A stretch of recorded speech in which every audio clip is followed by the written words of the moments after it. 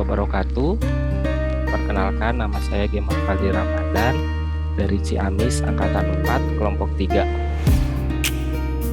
Saya bekerja di instansi pemerintah Kabupaten Ciamis, tepatnya di unit kerja Inspektorat, di formasi jabatan sebagai ahli pertama auditor. Namun sementara ini saya ditempatkan di subbagian evaluasi dan pelaporan. Maka hari ini saya akan mulai untuk memaparkan perwujudan Smart ASN di lingkungan Inspektorat Kabupaten Ciamis. Kita mulai ya.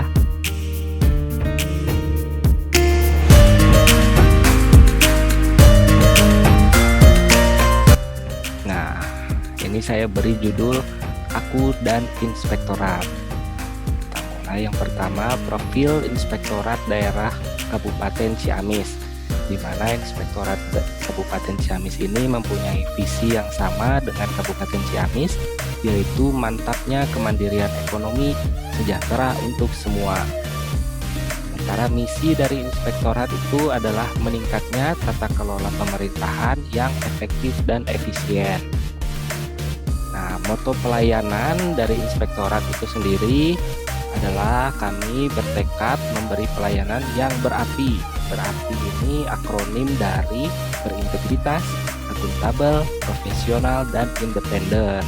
Untuk jelasnya nanti dibaca ya. Kemudian tugas dan fungsi Inspektorat. Tugas dan fungsi Inspektorat ini menurut Peraturan Bupati nomor 67 tahun 2021, yaitu membantu Bupati membina dan mengawasi pelaksanaan urusan pemerintahan yang menjadi kewenangan daerah dan tugas pembantuan oleh perangkat daerah. Sementara fungsi dari Inspektorat itu ada 6 seperti yang dijelaskan di sini ya. Di sini ya. Oke. Kemudian struktur organisasi, di mana Inspektorat itu dipimpin oleh seorang inspektur, membawahi inspektur wilayah 1, wilayah 2, 3, 4, dan khusus. Kemudian ada sekretaris yang membawahi Kasubag Perencanaan dan Program, Administrasi dan Umum, dan Evaluasi dan Pelaporan. Nah, ini adalah tugas dan fungsi dari subbagian saya, evaluasi dan pelaporan, di mana di evaluasi dan pelaporan itu menyiapkan bahan penyusunan, menghimpun, mengolah, menilai, dan menyimpan laporan hasil pengawasan aparat, dan melakukan administrasi pengaduan masyarakat, serta menyusun laporan kegiatan pengawasan. Seperti itu. Kemudian, ini adalah produk-produk layanan yang dihasilkan oleh bagian evaluasi dan pelaporan. Yang pertama itu adalah matriks temuan dan rekomendasi laporan hasil audit, di mana ini rutin dilakukan setiap kali ada laporan hasil audit yang terbit. Kemudian yang kedua adalah ikhtisar. Ikhtisar laporan hasil audit ini ada dua, yaitu semester 1 dan semester 2. Kemudian nantinya ada lagi dibuat tahunan, ikhtisar laporan hasil audit tahunan. Nah, ikhtisar juga ada yang dibuat khusus untuk desa, untuk laporan hasil audit desa, dan itu dibuat rutin setiap tahun.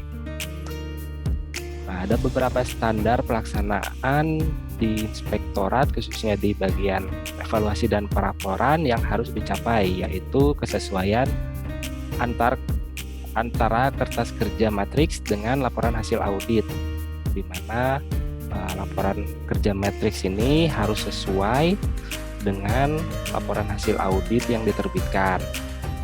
Kemudian yang kedua adalah keakuratan data statistik hasil temuan dan rekomendasi.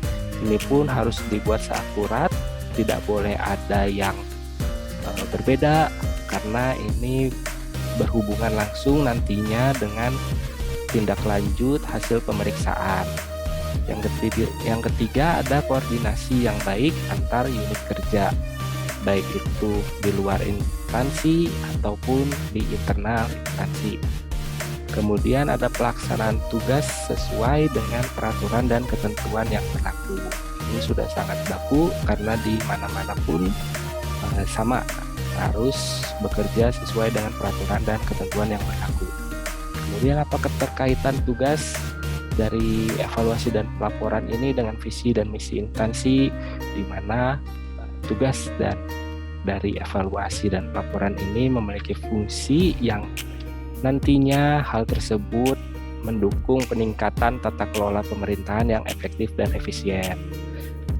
Kemudian, ini adalah perwujudan Smart ASN, di mana setidaknya harus ada 8 prinsip dan keahlian yang dimiliki oleh seorang ASN. Yang pertama adalah integritas, di mana ASN itu harus jujur dan bertanggung jawab terhadap tugas-tugas yang diberikan. Yang kedua itu nasionalisme, bisa tercermin ketika kita menggunakan produk dalam negeri dan kita bangga untuk mengenakannya. Kemudian profesionalisme, di mana kita harus bekerja sesuai dengan tupoksinya masing-masing, seperti itu. Kemudian adalah wawasan global, di mana kita harus menjadi adaptif terhadap perubahan-perubahan yang terjadi. Karena semakin zaman itu semakin modern, maka kita memang harus dituntut untuk adaptif. Kemudian IT dan bahasa asing. ASN setidaknya harus mahir menggunakan atau memanfaatkan perangkat-perangkat teknologi, mahir untuk menggunakan laptop, HP, aplikasi, rumus-rumus di Excel dan segala macam. Kemudian hospitality, di mana penerapannya itu kita bisa melakukan 5S, senyum, sapa, salam, sopan, dan santun. Dengan 5S ini yang kita terapkan, insya Allah orang lain pun akan menerapkan juga kepada kita. Kemudian kita bangun networking. Networking ini kolaborasi antar unit kerja, baik itu unit kerja internal ataupun eksternal.